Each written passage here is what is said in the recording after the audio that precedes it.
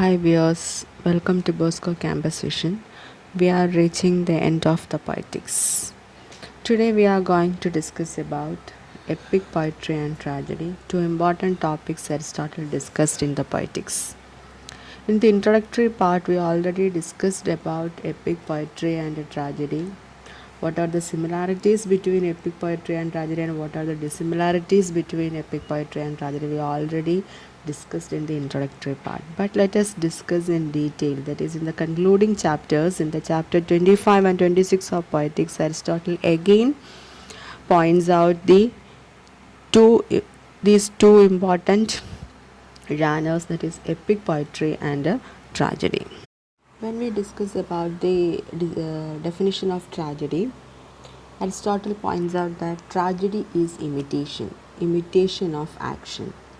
Here, while the imitation of tragedy is in actions told in a dramatic form, the imitation of epic poetry is in verse told in a narrative form.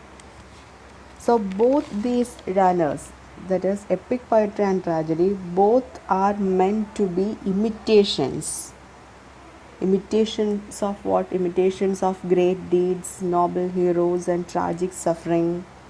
But the main difference being that tragedy conveys all this by means of action, that is in dramatic form, while epic poetry imitates by means of language alone, that is only in narrative form. They deal in the same genre, so the only differences are determined by the different limitations imposed by the different media of expression. One is in dramatic form, the other one, that is epic poetry, is in narrative form. Then Aristotle points out certain similarities between this tragedy and epic poetry. Let us see what are the similarities he points out in the concluding chapters. First one is, epic poetry must maintain the unity of plot. So in the previous chapters, when we discussed about the prose construction, Aristotle insists unities. The three unities he mentioned, and the unity of plot should be strictly followed when we consider the plot construction of a tragedy. And the other two unities, that is unity of time, is only considered as a general guidelines and never emphasizes unity of action. Here, the first similarity he points out is epic poetry must maintain the unity of plot like tragedy. In this, it has similarity with the tragedy against history. That is, history, we all know that it tells us only what has happened. It reproduced only facts.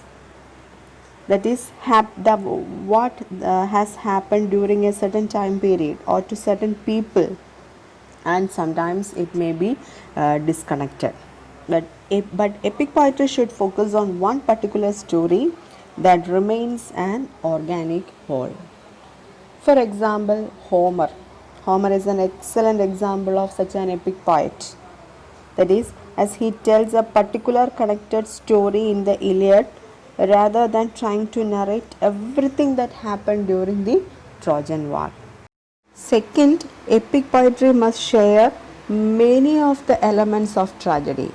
Like tragedy, it should be either simple or complex. And it should deal primarily either with a character or with the suffering of a character. And moreover, all the important parts of tragedy are present in epic poetry, excluding two. That is, one is song or melody, and the other one is spectacle. Then epic poetry can also feature peripeteia and anagnorisis, that is recognition and reversal. So these are the similarities that Aristotle points out regarding epic poetry and tragedy in the concluding chapter of Poetics. Next, Aristotle points out certain dissimilarities between epic poetry and tragedy. The first one is length.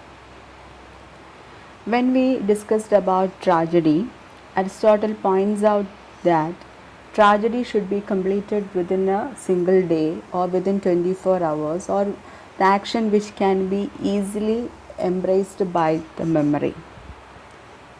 Here, in the case of epic poetry, it covers a man's full lifetime. It contains so many episodes and digressions. The plot of an epic poem can be far more expansive because it is not limited by the stage. It can jump back and forth between events happening at the same time in different places in a way that would be impossible on stage. That means epic poetry is too long compared with a tragedy. A tragedy cannot be as long as an epic and is more focused compared with the epic poetry. And moreover, epic poetry cannot make use of the music or melody and spectacle of stage performance because it is purely intended for reading, not for action or performance. Its form is narrative in form compared with a tragedy. That is, tragedy is in dramatic form. Then second one is tragedy is a more realistic medium because we can see everything in a tragedy happening before our eyes. The action is limited to the realm of human possibility. At the same time, epic poetry is a purely narrative medium and is limited only by the imagination of the poet and listener. The third one is the episodes or the events and other qualities of epic poetry are brought about by the heroic meter. This elevated meter removes the characters in the story from realistic portrayal. Their extraordinary speech and their extraordinary actions removes these characters from realistic portrayal. So these extraordinary actions and speech remove the characters from realistic portrayal.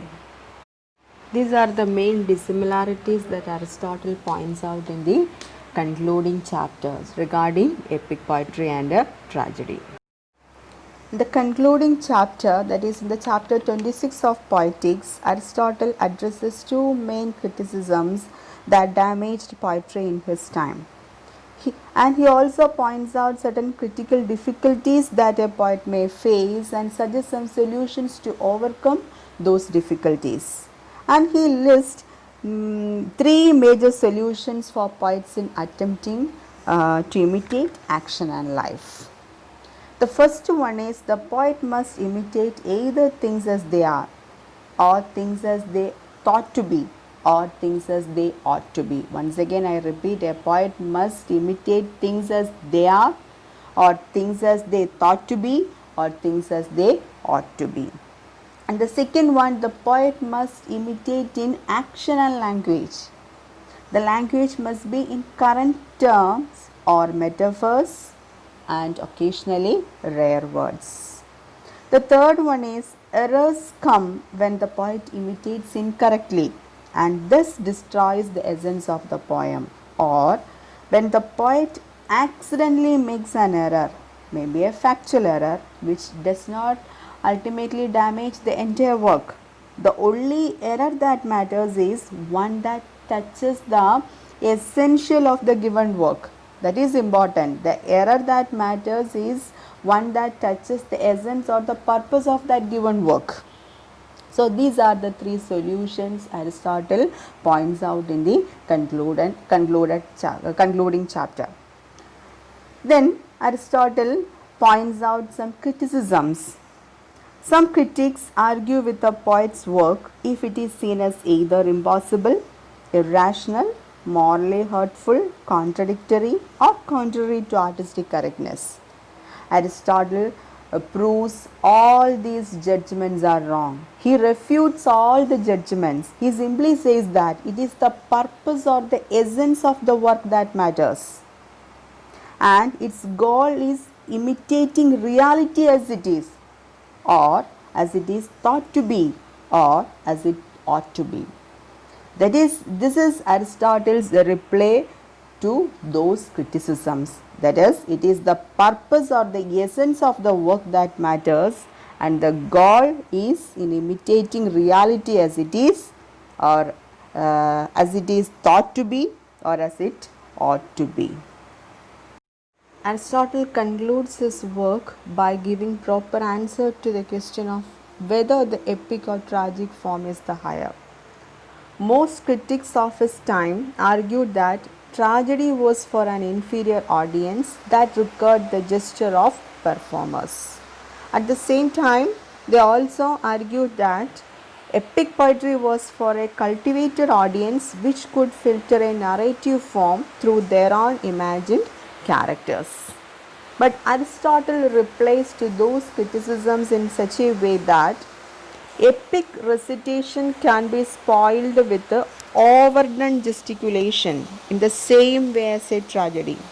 There is no guarantee that the epic form is not one motivated by the oral gestures of the ones who recite it for audiences. The second reply is tragedy, like poetry, produces its effect without action. Its power is in the mere reading.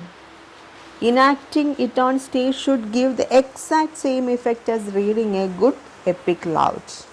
And the third reply is that tragedy is superior because it has all the epic elements as well as spectacle and music to provide an ultimate pleasure for the audience.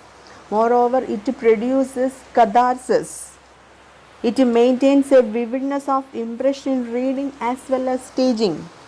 So, in this way, Aristotle replies to all those criticisms made by his contemporaries. According to Aristotle, tragedy is the higher art. And with this controversial conclusion, that is his emphasis on tragedy, with this controversial conclusion, Aristotle ends his work, that is Poetics. Let us conclude this work, Poetics, that is from the introduction up to the end, that is Poetics at a glance. We all know that Poetics, Aristotle wrote this particular work as a reply to or response to Plato's theory regarding imitation, that is mimesis, is imitation on art, etc. Then Aristotle defines imitation, defines poetry, defines tragedy, different genres, then 6 important elements of tragedy, then plot construction, then character, then thought and diction, then important criticisms, and finally he made definite distinction between epic poetry and tragedy. Finally, he concludes his work with a controversial statement that tragedy is superior to epic poetry, that tragedy is considered as the highest art. Hope all of you understand all these sessions. Thank you. See you again.